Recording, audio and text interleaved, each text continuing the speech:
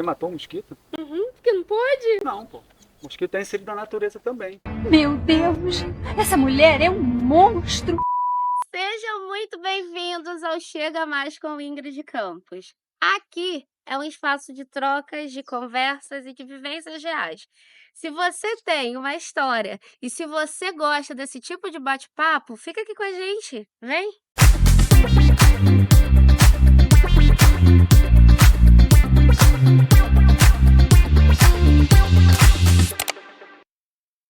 Em um mundo onde o desmatamento, a poluição e toda essa devastação da nossa natureza é manchete, é jornalismo, é internet, hoje, no dia 5 de junho, Dia Mundial do Meio Ambiente, eu tenho a honra e o prazer de receber essa pessoa que é tão especial para mim e que me ensina muito sobre como a gente pode, pouquinho em pouquinho, preservar um pouco daquilo que foi cedido para nós. Então aqui eu abro espaço e deixo ele, dou as honras da casa para o Anderson. Ingrid, obrigado pelo convite, né? Muito feliz, né, de estar aqui falando de meio ambiente, né?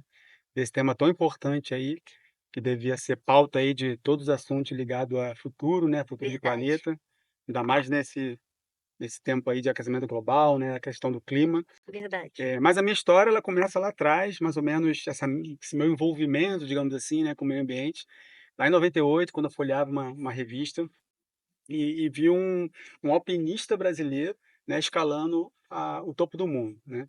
E naquela ocasião, para mim não faria sentido um brasileiro ter condições de escalar uma montanha. E eu comecei a entender mais sobre isso, e aí eu entrei nesse universo das trilhas, né? E aí uma vez fazendo trilha, eu me tornei montanhista, né? E aí comecei a guiar grupos e andando na floresta, caminhando nas áreas protegidas, a gente começa a entender, né, a razão daquilo ali existir e começa a me vem na cabeça assim, por que que eu estou aqui, né? Então começa uma busca interna, né, de entender o sentido da vida. E através das trilhas, eu até hoje tento chegar nessa busca. Muito bom. O nosso amigo aqui, ele é guia, você tem projetos também, Projeto. desenvolvedor de projetos, mais o que, Anderson? Vosso montanhista. Exatamente, todos eles tentam se complementar de alguma forma, né. Por um tempo eu tive uma operadora de turismo, por exemplo, que para mim não faria sentido a gente levar o visitante a uma montanha sem falar de um tema específico. Então, por exemplo, a gente guiava nos parques nacionais, isso daí do Brasil, e mesmo que o objetivo seja lá a Pedra da Gávea, seja o Pico da Tijuca, seja as Agulhas Negras, sempre tinha um tema envolvido naquilo ali. Então, assim, passa o Pico da Tijuca, mas vamos falar sobre água, vamos falar sobre solo. Então, existia ali durante aquela caminhada um tema que a gente discutia e a gente com certeza saía de lá com mais aprendizado. Eu mesma, eu lembro que eu fazia algumas trilhas com Uhum. você. Eu lembro que na época que a gente trabalhava juntos, gente. A gente trabalhava aqui juntos e Anderson juntava um grupo de pessoas e a gente metia o pé para dentro da trilha na época da Floresta da Tijuca. Exatamente. Você domina aquela, você conhece tudo ali da floresta, né, É, como a palma da sua mão. desde Fala. a história, né, de como que surgiu aquilo ali.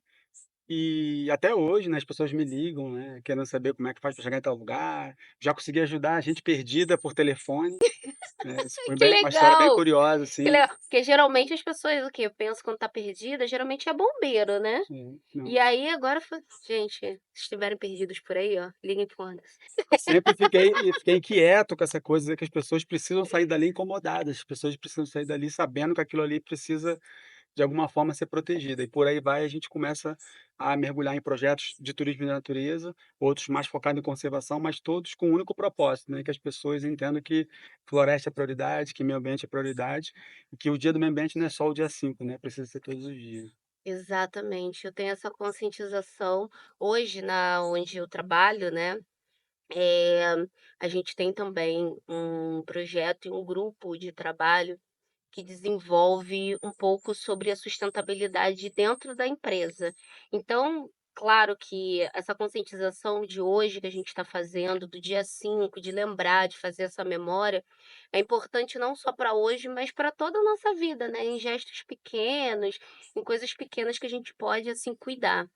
E eu acho que é isso, né, a gente cuidar daquilo que eu sempre falo que esse espaço aqui não é pra gente, mas não é nosso, né. É a natureza, a gente Hum, está aqui invadindo um espaço que é natural, que foi concedido por Deus pra gente, então, nada melhor do que a gente conservar isso, né. E uma pergunta ainda sobre você, tá, Anderson. E como é que você tira tempo para tudo? Você tira tempo, você é casado, você tem filhos, você participa de projetos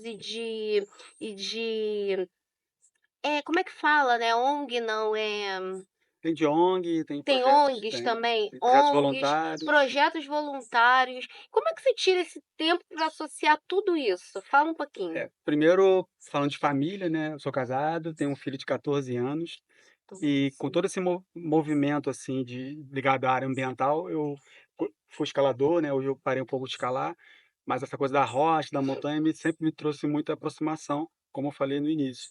E aí eu casei com a Verônica Rocha, nome Rocha, Olá, Verônica. e e meu filho se chama Pedro, né, que vem de pedra. Então até assim na família a gente acabou tanto se relacionando com coisas ligadas a montanhismo. E tempo a gente vai dando um jeito, porque, como eu falei, né, a gente busca o sentido da vida, né, então eu acho que se eu tenho uma missão aqui na Terra é ser mais um multiplicador, né, até estou usando uma camisa aqui que nós somos semente, né, então quanto mais a gente puder multiplicar as causas, mais a gente puder, falar de meio ambiente para as pessoas, eu acho que eu vou ter, digamos assim, ter cumprido a minha missão. Esse Somos Semente faz parte de um dos seus Faz projetos? parte dos meus projetos, Ele é. não para, Daqui a pouquinho a gente. gente fala mais dele. Exato, ele não para. A gente vai falar em um dos blocos, a gente vai falar sobre todos os projetos dele. E não sei se vocês repararam, mas a gente está aqui num lugar muito especial.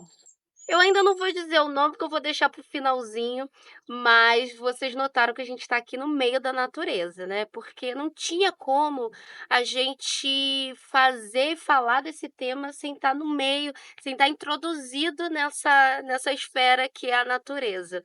Então, Anderson, muito obrigada até por ceder também essa oportunidade pra gente de aprender com você. E eu acho isso incrível. Tô achando tudo o máximo. Tô desde a chegada, desde tudo que que a vinda para cá eu já tô achando o máximo. Eu acho isso muito importante.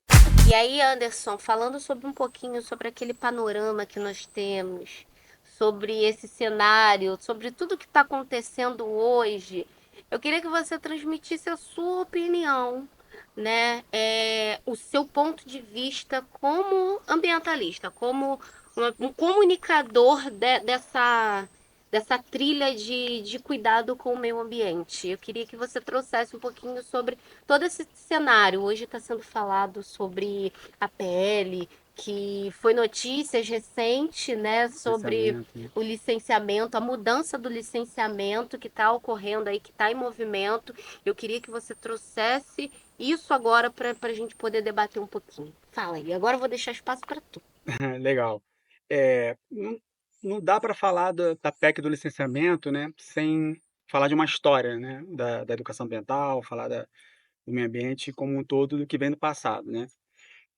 Primeiramente, quando eu penso, assim, em conceito de planeta, eu me vejo lá atrás, buscando essa coisa do sentido da vida, né, e aí a primeira coisa que me chama atenção é pensando que a pesquisa aponta, né, que nós, enquanto espécie, né, planeta Terra é o único lugar, né, do universo, até onde a pesquisa foi, que existe vida inteligente, né. Então, a partir daí, isso já me começa a me incomodar no bom sentido ou, enfim, numa reflexão, dizendo assim: "Gente, somos um milagre, somos especiais, temos o direito de passar uma vida nesse planeta, e não vou fazer nada por ele?". Então essa é uma primeira coisa que sempre me inquietou, né. E aí quando você vem falando da educação, né, a educação por si só, né, o nome que vem do latim, né, que ensina você, eh, o externo, né, conduzir para fora, que a gente tem o nosso íntimo, todas as nossas prioridades, todos os nossos entendimentos, e a educação vem falar do que está lá fora, né. A palavra educação, ela vem dar uma visão de mundo, o que que acontece no planeta, como você pode interagir com o planeta. E aí quando a gente entra na escola, a gente chega ali no jardim de infância, que também, né, em 1840, mais ou menos, um pedagogo alemão, que deu origem a esse nome de jardim de infância, acreditava que as crianças deveriam aprender, né, nos jardins mesmo, né, fora, né, aprender ali, assim como a gente cuida de uma plantinha, né, de uma pequena muda que vai nascendo, as crianças também deveriam ser cuidadas assim, né, aprender ali, entender ali as possibilidades, as suas habilidades, e com o tempo, né, todo esse envolvimento da educação com o jardim de infância, ele começou a ficar meio de que de fora, no sentido de que as pessoas começaram a perder esse contato maior com o ambiente natural, e a gente começou a ser criado dentro de caixas, né, dentro de sala de aula, e a natureza foi ficando em segundo plano.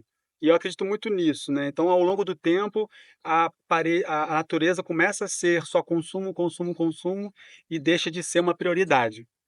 Uma vez, conversando já casado com a Verônica, eu estava super incomodado com esse avanço, né, do descaso, avanço com esse negligenciamento, digamos assim, e eu perguntei para ela, falei, minha esposa é bióloga, eu falei: "Verônica, eh, por que que o meio ambiente sempre foi negligenciado?" Fiz a pergunta para ela. Ela olhou assim para mim e falou: "Olha, acho que é porque a natureza não vota". E aquilo ali É me bem deu consciente. uma coisa Não de possibilidades. Eu falei: "Gente, então nós temos que fazer as pessoas votar pela natureza, mas sim, como fazer?". E aí eu já vinha numa pegada de turismo ambiental, de conservação ambiental, e aí eu comecei a inserir mais as pessoas nesse contexto, que antes era muito assim, mostrar a natureza, agora eu quero que as pessoas se envolvam mais. Por quê? Porque são essas pessoas que vão votar pela natureza. Então todos os meus projetos, apesar de um ser de turismo de natureza, outro ser de conservação, o outro de cidadania, voluntariado, todos eles têm o mesmo propósito. No final, todos eles chegam à busca por esse contato maior com a natureza, porque nós somos filhos da floresta, né. A gente que está aqui nesse bioma Mata Atlântica, a gente é filho da Mata Atlântica e a gente esquece disso. Muitas vezes a gente esquece disso. Então, quando eu trabalho, por exemplo, um dos meus projetos que é o parque, né, Parque do Mico-Leão-Dourado, ou quando eu estou nos meus guiamentos, eu tento resgatar essas pessoas para a natureza. Então, quando elas vão na floresta, quando elas vão ao parque, eu costumo dizer que elas não estão visitando o parque, elas estão voltando para casa, que é um convite a esse resgate, né, é um convite a esse retorno para a natureza. E aí eu começo a interagir com elas de uma forma como aqui, ó, a gente está aqui no meio natural, a gente está escutando algumas aves, está escutando alguns saguis, a gente está interagindo com a natureza, e eu tento resgatar isso numa visita, né, quando as pessoas vão nesse contato. E aí, por exemplo, tem uma palavra-chave, que é a biofonia, se a gente pudesse nesse momento silenciar todo som emitido pelo ser humano, né, é a biofonia, é todo som emitido pelos animais.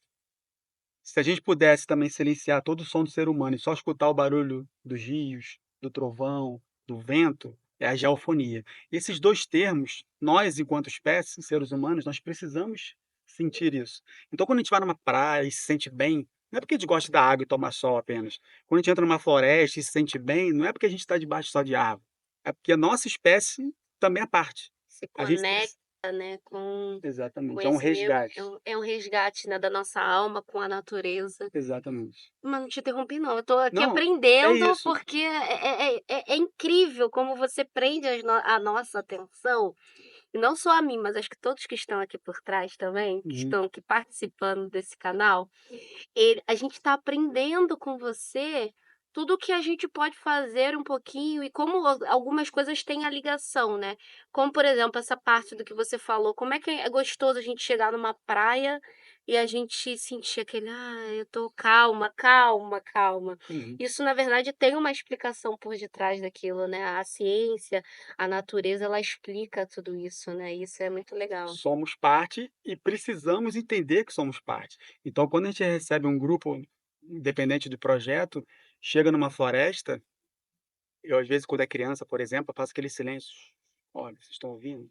Vocês têm noção que neste momento tem mais de 30 animais olhando pra gente? Que isso, tio? Como assim, tio? Tem bicho aqui? Tem. Tem aranhas, tem aves, tem borboletas, tem saguis, macacos. Ó, aqui embaixo tem mais de 30 espécies que vivem aqui, ó, debaixo do solo. E todos eles estão entendendo ali qual é o nosso comportamento. Então a gente precisa caminhar na floresta sabendo que isso está acontecendo. E quando a gente começa a interagir, falar da importância da água, do solo, do líquen, do fungo, da qualidade do ar, eles acabam vivendo um dia de atividade e saem dali totalmente inquietos, né? Pensando: "O que que eu posso fazer também para melhorar? O que que eu posso fazer para plantar em casa?". E aí a gente começa a criar essas sementes, né, esses agentes multiplicadores que muitas vezes vão sair dali incomodados positivamente e vão chegar em casa e vão contar para os pais, que vai contar para o amigo, e outras pessoas também passam a querer viver essa experiência, esse retorno, esse convite para a floresta. Deixa eu te perguntar uma coisa, isso é uma coisa bem ignorante, Uhum, tá, uma coisa muito ignorante. Eh, eu sou muito apaixonada por animais. uhum. Você acha que seria um pecado, assim, uma coisa assim, Acha que seria um pecado? Vamos lá, vamos lá. você acha que isso seria muito ofensivo para a natureza, se porventura um dia tivesse uma condição de adotar um macaco? Sim, Sim, né? sim. Assim, a Poxa gente vida. entende, obviamente, né, animais são livres, né, Uhum. eles têm o espaço deles. Por outro lado, existem os animais que são condenados, né, já tiveram uma vida lá fora e que por tráfico de animais, alguma situação, eles estão presos e estão confinados ali. Ah, se você cuidar dele bem, ele vai sobreviver? Vai sobreviver. Só que aí você vai estar estimulando, né, uma coisa muito maior por trás, que é o tráfico de animais. Mesmo que você não seja Verdade. uma traficante. Você está criando um animal. Ah, ela pode, eu também quero. Mas como é que eu chego nesse animal? Aí ele não vai buscar de uma forma que talvez você tenha Legal, né, exatamente. uma forma Vai buscar de uma forma ilegal e hoje a gente está aí, se não me engano, o terceiro maior tráfico do planeta é o de animais. é o de animais É. e de várias espécies, né, eu vejo que geralmente nas reportagens falam muito mais sobre macacos, micos, tucanos, papagaios, Uhum, né. E eu particularmente, respeito aí quem faz, mas eu, Ingrid, eu acho um crime realmente ambiental você prender um passarinho dentro de uma gaiola. Não sei nem se esse é o termo, tá, você me uhum, corrige, porque aqui a gente sim, está aprendendo tudo sim. contigo. Uhum, Mas eu acho que de fato o passarinho me mesmo sabendo que eu gosto de macaco, eu sou apaixonada por iguana, eu gostaria de ter ali perto de mim, mas eu respeito, porque eles não nasceram para serem domesticados, sabe, uhum, apesar disso que você falou, que por conta de históricos, alguns deles já não conseguem mais voltar para a natureza, uhum. eu entendo que esses animais que algumas pessoas domesticam, eles não é pra mim, eu não gostaria de fazer parte, apesar de amar, de gostar, não gostaria de contribuir para isso. A natureza ela é perfeita, né, no sentido do equilíbrio, né. Então se eu tirar, né, a mamangava, que é uma abelha específica, ela não vai polinizar o maracujá. Se eu tirar a minhoca da terra, ela não, né, vai dificultar a entrada de ar para Jaízes. Então, tudo tem um equilíbrio. Então, quando você pensa numa ave, né, que é um animal que sensibiliza um pouco mais, que é um animal livre, então se esse animal, a esfera evolutiva dele criou ele para um animal ter asas, Sim. ele não pode ficar numa gaiola, né, é fácil você ter esse entendimento. Você tocou, nesse assunto do tráfico, recentemente a gente conseguiu apreender, né, junto às forças policiais de alguns países, um navio clandestino que estava indo do Brasil para a África, né, e ao chegar próximo ao Togo lá, a gente encontrou, de quando fala a gente, policiais, né, muitos animais, inclusive micos-leões, que é um dos projetos que eu faço parte. Uhum. E aí conseguimos resgatar esses micos-leões, isso foi ano passado, esses micos-leões já foram para o centro de primatologia, já estão reabilitados alguns deles, e agora até uma notícia de última hora aí, eles estão para ser soltos na natureza de novo, né. Então a gente Ai. está Mas quando tá você fala reabilitado, reabilitado é por conta disso, é porque eles vão estar aptos a voltar e para exatamente, o ecossistema deles. exatamente. Alguns não sobreviveram, alguns Uhum. não vão conseguir retornar, mas tem aqueles que estão preparados para voltar e a gente está procurando uma área segura, né, para fazer a soltura desses animais.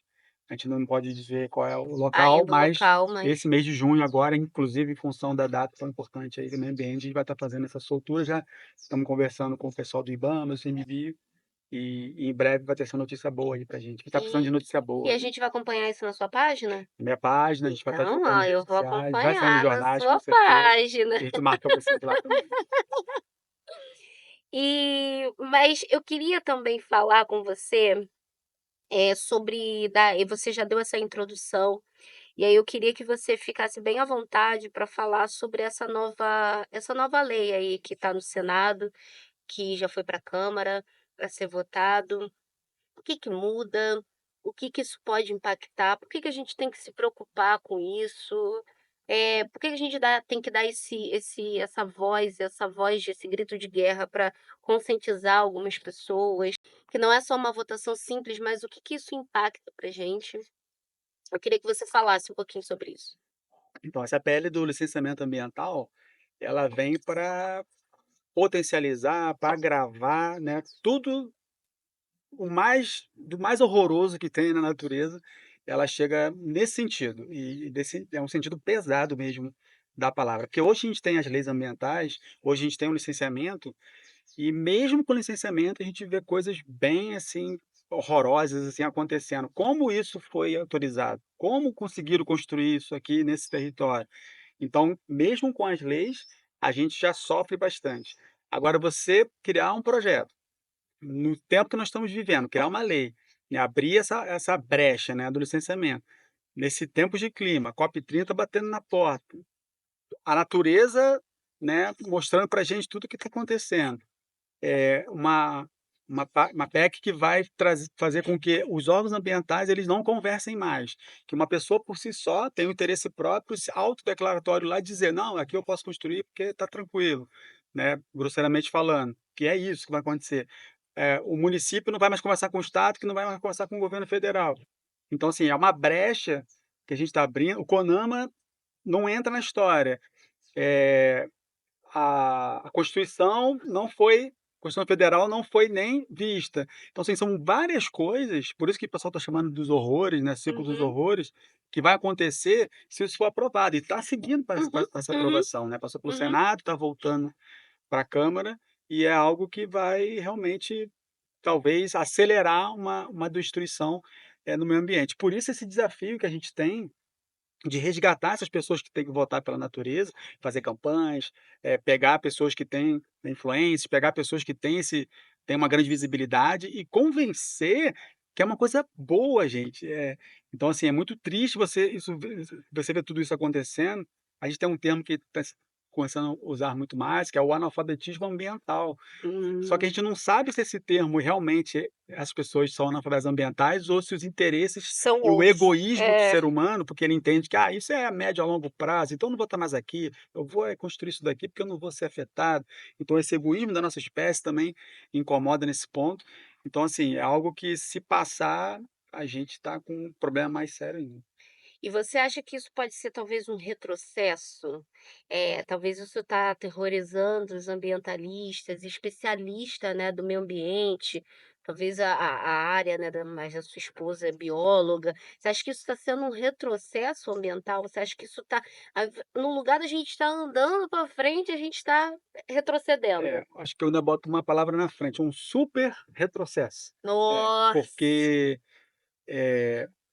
você ter quando as pessoas começarem a entender, obviamente parte das pessoas entendem isso, né, essa questão do meio ambiente equilibrado, que quando você destrói algo aqui, isso afeta no preço do feijão no mercado, Sim. que às vezes as pessoas pensam assim: "Ah, meio ambiente, meio ambiente é muito amplo", sim, é um tema muito amplo. Por isso que quando a gente ataca ali do sentido positivo de: "Ah, vamos defender a floresta", porque, por exemplo, a água, porque se todo mundo protegesse a água, tudo estava protegido. Né. Só que a água não tem um rosto bonito, a água não vende. Aí a gente vai para a floresta, a restauração ainda vende positivamente. Aí você vai para os bichos fofos, como o mico-leão dourado, que as pessoas ajudam porque é um mico-leão. Eu Mas amo. por trás do mico-leão, o mico-leão é só a bandeira, por trás do mico-leão, a gente está protegendo a floresta. Quando eu protejo a floresta, eu protejo todo um ecossistema. Quando eu protejo o ecossistema, eu protejo a água. Então, através do mico-leão, eu busco a proteção da água, mas os patrocinadores, às vezes muita gente não percebe isso. A gente precisa usar uma figura ali do tamanduá, né, um animal para proteger a floresta. Então, quando as pessoas entenderem que tudo isso é equilibrado, você vê os ecochatos, só pensa em árvore, mas essa pessoa não entende que é isso que vai garantir a vida dela. Só dando uma interrompida, eu de fato, né, tudo que lida com a natureza, com a conservação, as pessoas tendem a achar que é chato, né. E não muito também uma grande percursora também de proteção, não ambiental, eu não vejo ela muito nessa questão ambiental, mais de animais. Eu vejo que a Luísa Mel, né, Uhum, que é bem popular, é bem uhum, conhecida, né, mas a Luísa Mel ela tem outras causas, a uhum. causa dela é mais por proteções animais, e ela realmente ela é taxada como a chata, qualquer coisa que a gente faz com os pets, com né, eu tenho os meus cachorros, os meus gatos, né, e a gente pensa naquilo: "Ah, qualquer coisa que eu fizer, ah, Luísa Mel, qualquer coisa que eu fizer de errado, ah, Luísa Mel". Mas porque virou essa figura, essa preservação virou essa figura de chatice, né, o que não deveria ser, o que deveria ser consciência de todo mundo, né, de não maltratar o animal, de não maltratar o meio ambiente, então isso deveria ser um racional de todo mundo, tinha que ser intrínseco, sabe, uma coisa. To todo nesse ponto que você tocou é importante, porque a gente vê quando tem essa questão do licenciamento, por exemplo, assusta, né. Uhum. Mas eu até já vejo uma pequena melhoria nessa função do ecochato, por exemplo. Há 20 anos atrás, era ecochato e ponto, porque existe também o extremismo, né, o que que Sim. é o demais, né. E a gente tem uma maneira também para mudar isso. Mas hoje, os ecochatos já são ouvidos, que há 25 anos atrás não era. Você Era se só considera ecochato e pronto. ecochato? Eu fui um ecochato. Mas hoje, as pessoas, quando vão fazer alguma coisa que elas sabem que é errado, elas vão lá consultar. Vamos ver o que que os ecochatos É, acham. pô, você viu que eu vim E antes não aqui, tinha isso. você viu que eu perguntei pra você, eu posso dar. Antes não tinha isso. Mas aí tem um amigo que até faz parte do Somos Semente, vocês devem conhecer, o Matheus Solano, é um ativista ambiental e Matheus ator, Solano. e ele fala isso: "Gente, a gente não precisa atacar em todas as frentes", digamos assim, atacar em tudo que o meio ambiente prega. A gente precisa ter um gesto apenas, porque ele acredita que um gesto muda. Então, se hoje eu vou deixar de usar o descartável, eu já estou mudando. Amanhã eu já vou começar a deixar de consumir o plástico. Daqui a 3 dias eu já vou começar a fazer uma outra questão até chegar no momento que eu vou automaticamente, não é do nada você zerar: "Não como mais carne, não faço mais isso, não faço mais isso", apenas um gesto. Então, Imagina. Ingrid, eu acredito que um gesto muda, né, então você não precisa, de repente parar de comer carne, parar de consumir plástico, óbvio, seria o melhor dos mundos, mas se a gente for devagar, né, parei de consumir o descartável, depois eu vou lá, paro de consumir o plástico, só vou buscar embalagens, né, que sejam reutilizadas. Depois eu começo a me alimentar melhor. Aos pouquinhos, você mesmo começa a se cobrar e começa a fazer e se inserir nesse meio e fazer parte. Porque se você for no radicalismo ali, você não vai nem poder usar celular, porque aqui a gente tem cheio de compostos plásticos aqui e outros, então você vai aos pouquinhos e você vai se sentindo bem e tendo contrapartidas, né, hoje eu como a carne, mas eu também planto 100 árvores, então e aí a gente vai se sentindo bem e em harmonia aí com a natureza. Entendi. Você matou um mosquito? Uhum, porque não pode? Não, pô. Mosquito é inserido da natureza também. Meu Deus, essa mulher é um monstro. Escuta uma coisa, quando o mosquito te pica, ele chupa o seu sangue. Hã. E aí ele com o seu sangue, ele passa a ser parte da sua família. E ele passa a ser, né, um parente seu. Você vai matar um parente seu? É uma brincadeira. E agora eu vou falar um pouquinho e vou falar não, vou deixar você falar. Mas eu vou te fazer perguntas sobre voluntariado e ação da cidadania. Uhum. A ação que a gente pode fazer como cidadão, que a gente consegue preservar um pouco mais o meio ambiente. Você acha, você acha não, muitas pessoas pensam que cuidar do meio ambiente é uma tarefa e uma missão só de ONGs e empresas. O que que você, Anderson, hoje diria para as pessoas que estão nos assistindo e para quem pensa dessa forma? Bom, acho que cuidar do meio ambiente parte da gente, né. Na verdade, ONGs, enfim, empresas, instituições, elas podem ser, digamos assim, facilitadores. Mas o fato da gente, né, ter essa reflexão, sair das nossas casas e fazer uma atividade com outras pessoas que você nunca viu na vida, às vezes numa praia, né, fazer uma retirada de resíduos. E você chega lá, vê um monte de gente que também teve esse mesmo pensamento, saíram das suas casas para retirar resíduos, quer dizer, limpar uma praia.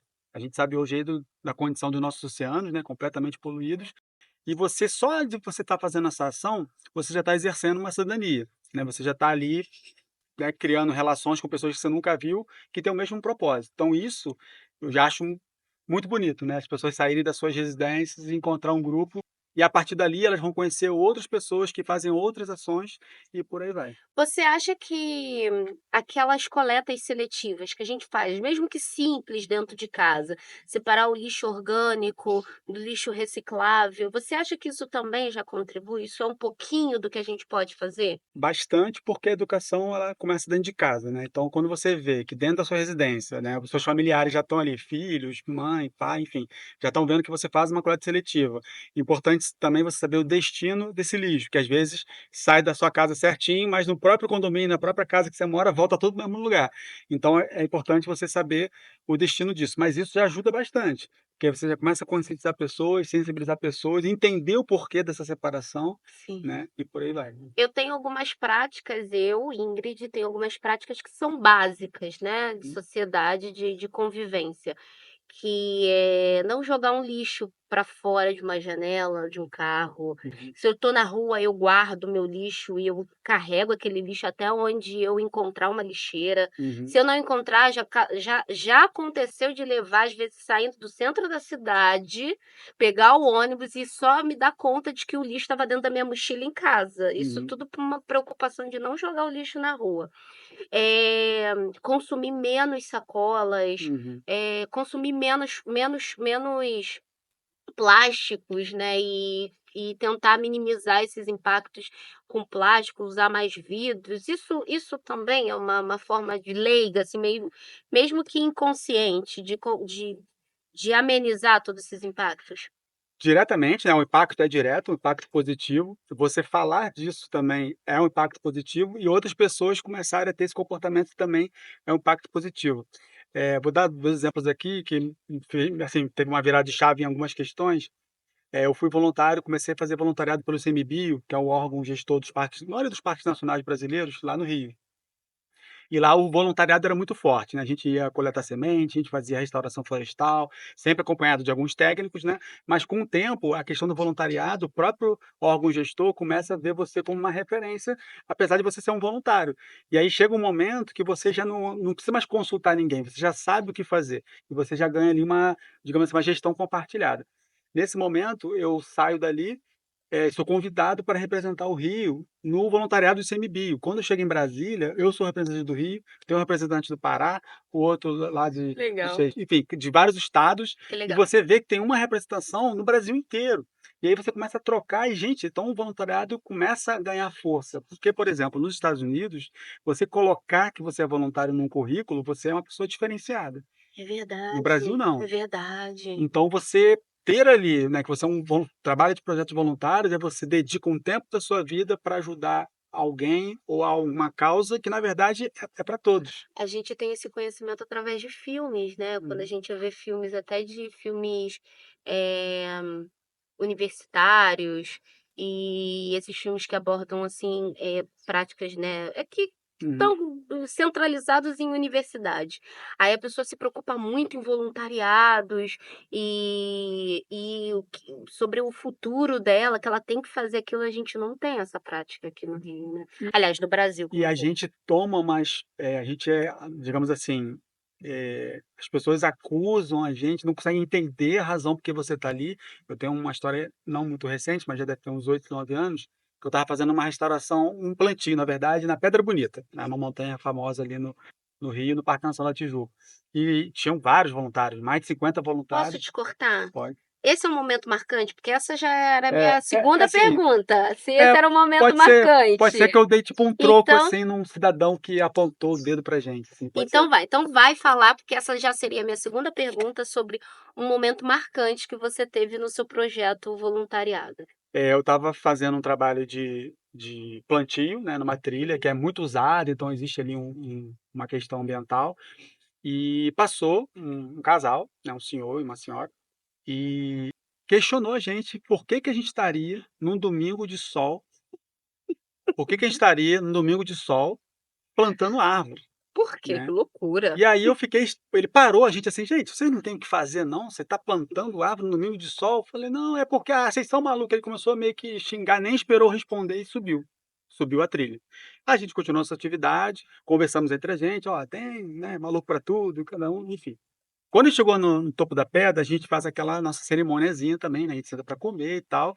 E quando eu me pego vendo esse casal numa ponta da pedra, numa única árvore que a gente plantou há 15 anos atrás e ele na sombra daquela árvore. Olha aí. E aí aquilo me subiu o negócio, aí eu fui lá.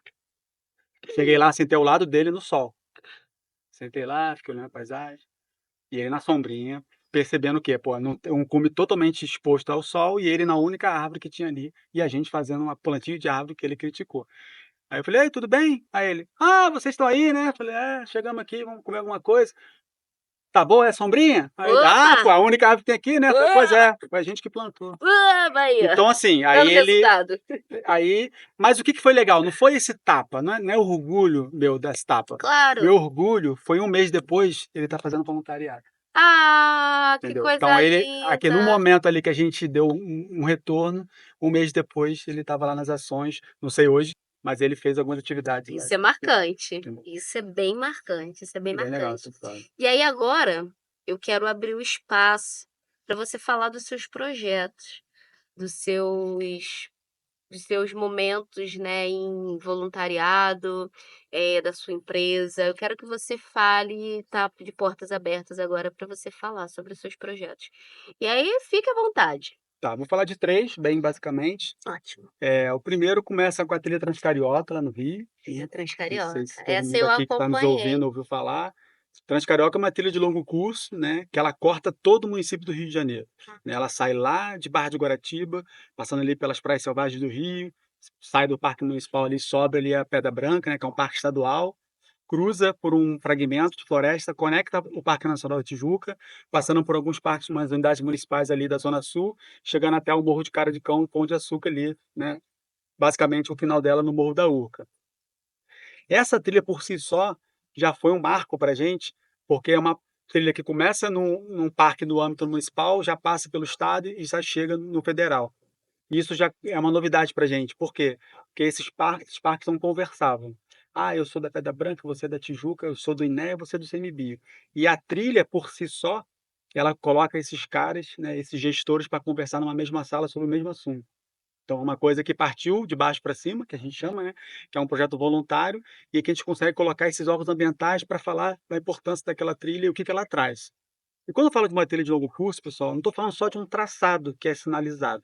Eu estou falando de uma trilha que ela vai por caminhos que levam a atrativos, muitas vezes desconhecidos, que muitas vezes através dessa trilha a gente consegue restaurar essas áreas, que uma vez tendo esse traçado a gente começa a envolver toda a cadeia produtiva do turismo, então a gente começa a envolver todas as pousadas, todos os hotéis, os meios de transporte, as operadoras, os guias, os trabalhos de conservação. Então não é uma trilha como essa aqui que termina aqui. Ela arrasta todo um trade, toda uma economia para a região. Então a Transcarioca é essa primeira trilha, né, a gente ganhou prêmios, Prêmio Nacional de Turismo, foi decretada, Eu e lembro. depois disso, a gente aprendeu com o histórico, né, que essa trilha, ela conectando essas áreas, outras trilhas começaram a criar esse mesmo modelo, né. E essa trilha que nasceu, na verdade, do Pedro Cunha Menezes, né, que hoje é um diplomata de carreira, mas de tanto viajar a trabalho, ele viu que o Rio de Janeiro era conectado por maciço. E aí ele idealizou essa trilha em 95, ele apresenta essa trilha em 97 num congresso, e na verdade essa trilha só vai para o chão mesmo em 2011, quando o Mosaico de Áreas Protegidas, que é como se fosse um braço da prefeitura, pega a trilha como um projeto. E aí os voluntários, digamos assim, no bom sentido, invadem, né, esses parques e começam a sinalizar e criar esse modelo de conservação. A partir da Transcarioca vem nascer a Transmantiqueira e depois os caminhos da Serra do Mar. E o interessante é que essas trilhas têm uma logo, né. No caso do Rio, a Transcarioca é o Cristo Redentor de braços abertos. Sim, Mas cada trilha, cada pegadinha dessa, né, sempre preta e amarela, ela ganha a sua identidade por território. Então fico muito orgulhoso de falar desse projeto, porque ele nasceu ali com a gente, né, introduzindo ali a Transcarioca, e hoje existem mais de 300 trilhas do Brasil com esse mesmo conceito. que legal. Então quando eu vejo uma pegadinha que nasceu lá, e depois hoje tem mais de 300, cada um com a sua identidade, a gente sente realmente parte Que disso, legal. né. E um outro projeto, sim, e aí com a Transcarioca, que foi um projeto que começou voluntário, foram quase 10 anos trabalhando pela Transcarioca, e aí eu saio da cidade, mas antes de sair da cidade, esse movimento precisa ganhar uma organização, né, quer dizer, Transcarioca, caminho da Serra do Mar, e começa a vir outras trilhas, e aí se cria a Rede Brasileira de Trilhas, que é essa rede, né, de pegadas pretas e amarelas espalhadas pelo Brasil, que mais à frente vem virar política pública, então hoje é um projeto do Ministério do Turismo, Ministério do Meio Ambiente, né, através de uma portaria, né, portaria 500, né, que reconhece essa trilha, e hoje as pessoas que idealizam os projetos podem cadastrar essas trilhas do governo e, a partir daí, receber também alguns benefícios. Então, uma coisa que começou como voluntário, que hoje é uma política pública nacional. Então, isso foi bem legal também. E esse mesmo projeto, eu comecei a implementar ele voluntariamente, como a Transcarioca. Aqui em Rio das Ostras, eu também implementei ele como Onde você voluntário. pisa, você tá Exatamente. Só fazendo que aí a projeto. gente também, né, tem que botar o pão em casa e a gente começa a virar, né, especialistas em implementação, e aí parte do que eu faço na minha empresa é implementar trilhas com projetos. Então Que hoje eu também, legal, né, presto consultoria com o Sebrae, com a Natibi, com que E-Trilhas, e legal. aí a gente faz isso também a trabalho, né. Então a raiz do voluntário não terminou, porque o projeto de Caminho das Ostras aqui na Sim, cidade é voluntariado, sim. mas a gente também trabalha com isso. Esse é o trabalho da Rede Brasileira de Trilhas, é o trabalho que vem da Transcarioca. Tem o outro, que é o Mico-Leão Dourado. Tem vários, gente, tem vários. Você só tá dando uma pincelada em 3, mas tem É, o vários. Mico-Leão Dourado já é um trabalho que na verdade eu cheguei agora, nos últimos 3 anos, é um trabalho que já é conhecido, né, um trabalho Uhum. de conservação. O Mico-Leão, para quem não sabe, é o símbolo da conservação no Brasil, né. E esse trabalho começa na verdade na década de 70, né, quando existiu um primatólogo brasileiro, né, Adhemar Coimbra Filho, que percebe a necessidade de salvar uma espécie, né. Existiam 200 micos na natureza nessa época. Nossa, O mico-leão, que ele tem como território as Matas Atlânticas de Baixada. O mico-leão, na verdade, a origem dele vem lá do Itabapuana, quase na divisa com o Espírito Santo, e passa um pouco também de Guanabara ali no início da Costa Verde. Tudo isso tinha mico-leão dourado. Com o passar do tempo, né, ferrovias, rodovias, áreas de pasto, enfim, várias destruições, né, gasodutos, oleodutos, torres de furnas, tudo isso vai destruindo, né, as florestas de um animal que vive em matas de baixada. Quando eu falo matas de baixada, são animais que não passam dos 500 metros de altitude, não passam dos 600 metros. Então a gente não vai ver o mico-leão dourado lá nas serras de Friburgo, de Petrópolis, porque ele não vive lá. Ele vive nas áreas baixas, né, que a gente chama de Mata Atlântica de sim. baixada. E aí começa essa destruição, e aí esse primatólogo dá esse alerta: "Não, calma aí, a gente precisa salvar essa espécie tão importante para a região". E aí a gente consegue, com esforço de conservação, trazer micos-leões de zoológicos lá de fora para repovoar as florestas do interior do Rio. Então foi uma ação única e super importante, onde vieram mais de 100 animais, né, de zoológicos de cativeiro a repovoar as florestas do Rio. E a partir daí começa o trabalho da associação, que em 92 é criada, né, para dar continuidade a esse trabalho. E aí, junto com isso, vem 12 estratégias de conservação. A gente trabalha com política pública, a gente trabalha com comunicação, com restauração florestal, com agrofloresta, com engajamento social, com ecoturismo, com educação ambiental, tudo isso para proteger uma única espécie. Lembrando que o mico-leão é uma espécie bandeira, né, e quando a gente protege o mico-leão, a gente protege toda a fauna, desde a onça, topo de cadeia, até Até o inseto ou animal, os micro-organismos que vivem embaixo da terra. Então, o mico-leão é um chamariz, mas a gente está restaurando uma área que está beneficiando toda uma fauna, né. E aí em 2022, a gente abre um parque para contar essa história. Então um hoje, o meu parque. trabalho lá exatamente, eu sou assessor de ecoturismo no Parque Ecológico Mico-Leão Dourado, e meu E trabalho onde lá fica esse fica em parque? Silva Jardim, Você é vai entre Casimiro de Abreu e Rio Bonito, né. Não sei tá se você já aqui no ouviu Rio falar no mesmo. viaduto vegetado.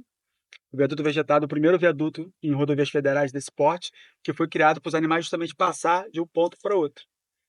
E aí, nesse ponto para outro, a gente tem 37 passagens, né, que os animais usam.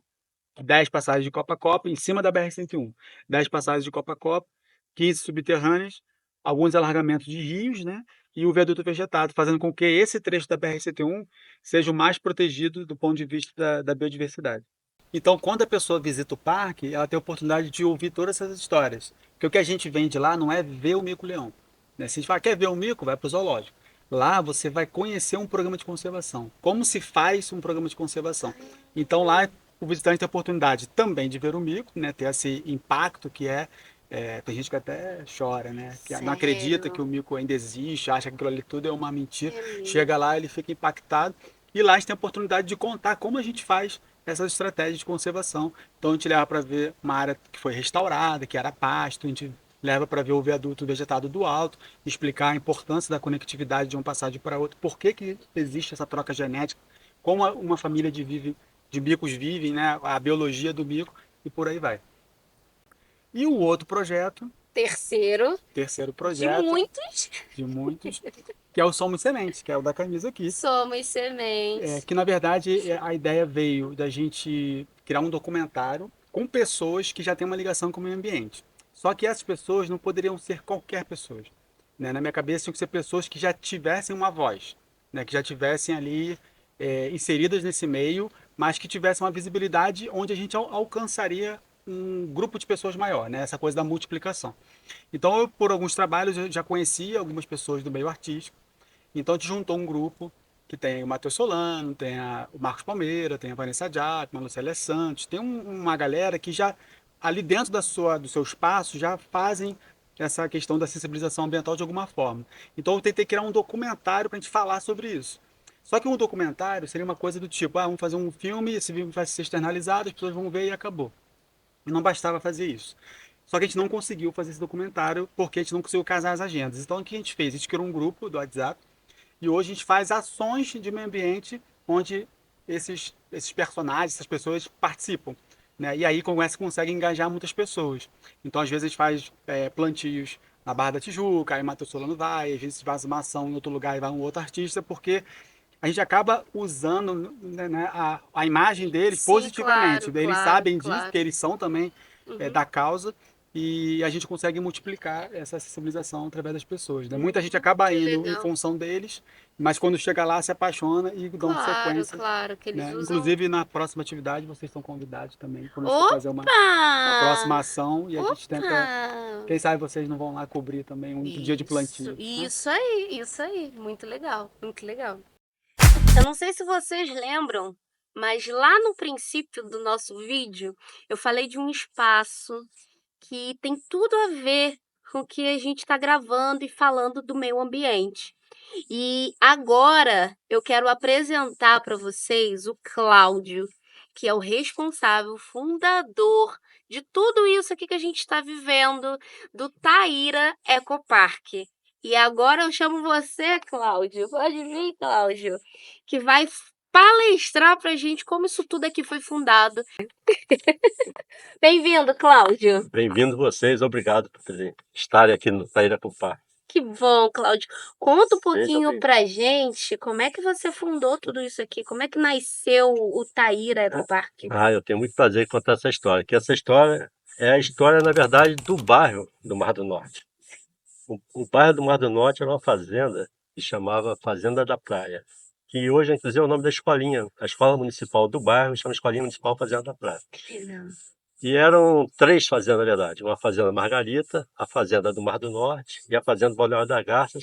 E elas viviam de extrair madeira para fazer dormente para a linha do trem. Então eles foram desmatando para vender. Isso eu estou falando em 1900 antigamente. Bem, 1900 bolinho. é. E aí eles foram desmatando, desmatando, até que acabou as árvores todas, né? Eles não tinham mais de onde tirar. Eles também não criavam nada e não tinha nenhuma agricultura assim, e nem faziam um manejo sustentável dessa floresta, né? Eles tinham que realmente desmatar. Tinha virado praticamente pasto isso tudo aqui. E aí tinha recém-inaugurada a rodovia Amaral Peixoto, para estimular o turismo na região dos lagos. Uhum. Isso eu estou falando em 1954. Nem eu Caramba. tinha nascido. E aí, Nem- eles fizeram a rodovia, né? Eles resolveram aproveitar a rodovia e fazer chácaras de 10 mil metros para turismo. Uhum. Então eles dividiram, lotearam o Mar do Norte, lotearam o Balneário das Gatas, e são terrenos assim, de 10 mil metros, os terrenos originais do Mar do Norte. Foram vendendo os terrenos, né, 1950, 60. Nos anos 70, um casal de paulistas aposentou e eles queriam morar. Ela era educadora, ele trabalhava para uma multinacional, e eles queriam morar perto da praia, mas num lugar que tivesse natureza, num lugar bem tranquilo, que não tivesse. E eles viram aqui essa área e compraram 8, na verdade foram 11 lotes desses de 10 mil metros. Sim. E eles juntaram tudo e fizeram uma casinha lá na frente. Vamos fazer uma casinha aqui para a gente ir morando, depois a gente construir outra casa maior, mais estrutura e tal. Só que era tudo fácil, né? A dona Conceição, era a dona Conceição e o seu Alexandre. A dona Conceição, que morava lá na frente, que era uma pessoa super simpática, a gente quando ia pra praia lá, vocês não viram, mas a praia é linda. A gente passava na, ela tinha sempre um cafezinho, uma pessoa muito agradável, assim, né? E aí eles resolveram começar a plantar espécies nativas da Mata Atlântica, isso nos anos 70, olha só. Nossa. E deixar a mata formar. Então, na época, ninguém nem falava de, né, essa questão ambiental, Sim, da verdade, natureza, era verdade. coisa daquela época. Era desconhecido isso. Isso, e o bairro estava crescendo, né, começaram a se fazendo os lotes, as pessoas construindo e tal, e eles não, eles preservaram e começaram a formar mata, e foram formando essa mata, e durante muitos anos, só que o seu Alexandre faleceu. Ele teve câncer e faleceu, a dona Conceição ficou morando aqui muitos anos ainda, mas muito idosa, e ela não tinha como tocar mais essa área toda, ela ficava morando sozinha, não tinha ninguém, então ela resolveu vender e voltar para São Paulo para morar com a irmã e tal, e botou à venda. Uhum. E isso coincidiu com a época que tinha estado o boom do petróleo aqui. Macaé começou a valorizar muito, então a procura muito grande, a bacia de Campos começou a bombar nos anos 90. Eu mesmo vim para cá, eu trabalhava na Petrobras, eu vim para cá nessa onda da Petrobras. E eu já conhecia a dona Conceição, e ela botou à venda e muita gente querendo vender. Já tinha o projeto do Alphaville, da ZEM, a Zona Especial de Negócios do Rio das Ostras, que é aqui do lado. Então essa área aqui estava muito procurada, muito valorizada. Mas aí o pessoal vinha para comprar e ela, se fosse fazer um loteamento, ela não aceitava, não vendia. Não Se vendia. fosse derrubar uma árvore, Não tem jeito. pode. E muita gente queria fazer, mas ela queria saber o que a pessoa ia fazer, quando a pessoa falava, não vendo. Aí foi. Eu trabalhava na época na Petrobras, eu tinha muita vontade de fazer um parque ecológico já de muitos anos também, que eu já gostava muito dessa questão ambiental já há muitos anos, né. E aí eu fui falar com a dona Conceição que eu queria comprar para fazer, né. Eu tinha umas casas ali em Macaé, eu ia vender e comprar aqui para fazer. Um parque ecológico para educação ambiental, essa é a minha ideia. Mas mesmo assim eu passei 1 ano conversando com a dona Conceição, Convencer. namorando ela e convencendo ela de que eu ia fazer realmente, até que ela confiou em mim e fez, né. E aí eu fiz isso foi no ano 2000. Eu comprei aqui, tem 25 anos, a gente comprou e fez o Taíra Ecopark. Então o Taíra, em Tupi-Guarani, é filho amado. Então era como se fosse um filho deles, que a gente está adotando e cuidando. A ideia do parque é essa. E o principal objetivo do nosso parque é a educação ambiental. Então a gente trabalha muito com crianças, recebe escolas, a gente faz essa parte de educação ambiental com escola. E nesses 25 anos que a gente está aqui, a gente já dobrou a mata que eles deixaram. A gente já fez muito trabalho de plantio também de espécies nativas, com várias pessoal. O Anderson meu já participou aqui de algumas atividades, grande amigo O Anderson é ativo ambientalista. aqui, ambientalista, se A gente depois de você, ele conta essa história aí também, na ponta da língua também. então, aí a gente tem hoje a gente trabalha com a ecohospedagem, né, nessas ocas aqui atrás da gente. Achei linda essas ocas, mas essa aí oca veio da sua cabeça, assim: "Vamos criar uma oca". A minha ideia quando eu fiz a parte de hospedagem, a gente tinha um camping, essa aqui é uma área de camping também, mas a gente não queria espaços fechados, a gente queria que as pessoas tivessem contato com a natureza. Sim. Então, a gente evitou fazer uma pousada tradicional, com corredores, Aham, com coisa. aham, Então aham. a gente quer que a pessoa saia mesmo, por isso que a Entendi. ideia é sempre a pessoa está sempre exposta. Esse contato mesmo com É, o que é natural, com a ela natureza, com o ambiente, com os animais, com isso, porque a gente se afastou um pouco disso, né. um pouco, É, porque o Anderson que sabe. você Um vê, pouco. o Homo sapiens são, mais ou menos 200 mil anos, né. O A gente está na floresta, a gente saiu da floresta, a área urbana, que começou a morar nas grandes cidades, tem 200 anos. Então a maior parte do tempo a gente viveu foi no mato mesmo, foi na floresta, então a gente tem muita saudade disso. E eu percebo isso muito nas pessoas, quando elas vêm, no começo elas estranham um pouco, estranham que tem aranha, tem formiga, tem não sei o quê, tem Aquela coisa do resgate, né, que a gente estava conversando. Aquela coisa Trazer as inicial, né. pessoas de volta para a floresta. Uhum. mas é impressionante como as pessoas, quando ela passa um tempo, a gente faz aqui uma atividade do banho de floresta, a gente leva as pessoas para ficar dentro da floresta e passar um tempo dentro da floresta, é impressionante que em pouco tempo ela se ambienta, ela não dá muita vontade de sair não. Eu já não eu quero ficar. Eu quero A ficar. E aí mesma coisa, agora a equipe aqui que lute, que eu pois que eu quero ficar, eu já tenho a minha barraquinha, eu quero trazer ela para acampar aqui. E agora? e fazer uma coisa que é uma coisa maravilhosa que a gente tem aqui, que é a argila. A gente tem um espaço, né, uma mina de argila, que a gente faz Sim. banho de argila, eu acabei de fazer com um grupo lá, né. Legal, legal. Geoterapia, a gente faz, é muito bacana. E também é outra coisa que dá um resultado impressionante nessa parte da pessoa se integrar à natureza. Lá a gente faz uma sequência que a gente chama de geospa, né, a gente faz um banho de floresta, que é uma caminhada contemplativa na mata, passar um tempo dentro da mata.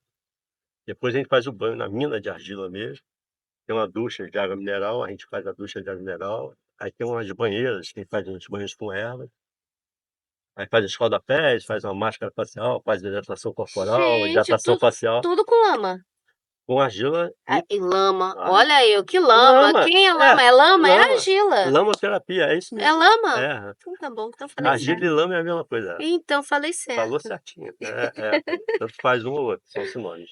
Eita. E é uma coisa impressionante. Hoje é o nosso, um dos principais, o principal realmente é a floresta, né? A gente, quando a vegetação, a mata aqui, ela é o nosso principal capital. Nossa, muito legal ouvir a sua história de como surgiu e tudo que você construiu aqui, Cláudio. E como você deixa as pessoas bem à vontade para se conectar, tanto com elas quanto com a natureza, se sentir muito assim, sabe, acolhida. E é um espaço que é gostoso de ficar, você foge daquele calor da cidade, É, né, daquele desespero. Eu não sei, teve um pico, né, de calor ano passado, né, e na cidade, né, eu moro lá no Rio de Janeiro, em uhum, Campo Grande, na zona oeste, isso aí. e conhece. E tivemos uma onda em que no bairro próximo chegou a uma sensação térmica de 60 graus. Que coisa. Então, viver isso daqui, você vê que os bichos se sentem à vontade, a gente tá vendo aqui a borboleta passando, É, uma hora ou outra eu me distrai com a borboleta, e você sentir isso e eu não necessitar de um ar-condicionado para é estar outra aqui coisa. dentro, Mesmo no verão, é impressionante. é outra coisa. Claro que estamos no outono, né, e o Aham. outono tende a ser um tempo mais fresco, mas no verão também é assim. Pois é, então, eu trabalho com projeto, trabalhei na Petrobras, depois eu montei uma empresa de projetos, trabalhava muito, e era lá no Rio, era ali na Rua México, no centro. Ah, conheço o Rua México. É, em frente à Embaixada Centro. dos Estados Unidos, era Em bem ali, frente, aham. o escritório nosso. Então, eu ia toda semana e voltava. Você saía do Rio, daquele calor, Sim, no verão lá, né, sim. 40 graus, igual você está falando. Quando você entra aqui, é impressionante Diferença. a diferença. É, Você já parece que Temperatura. você entrou no ar-condicionado, sim, já o oxigênio, tudo é bem é diferente. mais pura, mais natural, é tudo E faz mais realmente muita diferença. faz toda A uma gente diferença pra não gente, percebe uma qualidade de vida. cheiro. A gente lá no Rio, a gente não percebe o cheiro da cidade, mas você quando sai, você acostuma fora, você Uhum. sente a diferença muito grande, né. É muito interessante e E as eu pessoas precisam resgatar isso, a gente precisa, né, voltar a ter esse contato, porque, né, a emergência climática está aí, né, é uma coisa urgente, a gente Já realmente bateu na porta e já entrou. já. e eu agradeço muito, tá, por você ter aberto essas portas para a gente fazer um pouquinho dessa edição do nosso canal, falar um pouquinho sobre a sua vida, falar um pouquinho como construiu todo esse ecoparque, toda essa infraestrutura, verde que você montou. Muito obrigada por isso. Eu acho que é uma oportunidade única que a gente está tendo aqui, todos nós, sabe? Tanto eu quanto toda a equipe tá aqui, sabe, assim, deslumbrados, né, com todo esse espaço. Desde o momento que a gente chegou, do momento que a gente pisou, deixou o carro, acho que até é uma ofensa a gente andar de carro aqui, poluir tudo isso, mas a gente se tem que se É locomover e a claro. gente veio de carro, e aí a gente entrar por esses portais tão mágico, eu acho que é uma oportunidade muito enriquecedora. Muito obrigada, Cláudio, muito obrigada, Anderson, também. Pelo por essa oportunidade de estar aqui falando. Não sei se você tem mais coisa para falar, se Não, você eu quer queria falar. realmente era agradecer a vocês a ter vindo aqui, ter estar aqui no Taíra, pra gente é excelente. Eu vou acompanhar o canal de vocês, eu vamos seguir, Obrigada. vocês têm o Taíra Ecopark lá também no Instagram, vocês podem acompanhar lá os eventos, a gente faz bastante evento aqui, vários tipos, agora mesmo, a gente teve sexta passada, na noite, teve uma cerimônia de ayahuasca, teve um grupo que fez com os índios que vieram lá do Acre. Uhum, Aí no sábado de manhã teve um grupo de umbanda que veio fazer uma cerimônia de umbanda aqui. Em seguida teve um encontro de mulheres ontem, terminou tarde da noite, resgatando o sagrado feminino. sim, Quer dizer, hoje a gente já fez o banho de argila agora de manhã com o pessoal que tá ali. uhum. Mas o como é que a gente faz para entrar em contato com você? Então, para entrar em contato com o Ecopark, você pode mandar uma mensagem pelo Instagram, a gente tem o Sim, Instagram do Ecopark. Eu falei que a gente tem as ocas, a gente tem uma área de camping e tem também um chalé coletivo, e a gente também hospeda as pessoas. Mas tem o Instagram, tem o Facebook e tem o telefone de contato. Tem o Quer telefone deixar do pra gente? WhatsApp, posso deixar assim, 22 99 748 3545. Anotem, hein, gente. É. Anotem aí. Se não anotou, volta o vídeo e E é aí só pega esse reservar, a gente contato. programa o banho de argila, ou a hospedagem, ou qualquer evento que às vezes quer fazer evento, porque a gente recebe também aqui casamento, tem Nossa, aniversário. casamento aqui deve ser top, hein? Em julho já está programado um casamento. Que legal.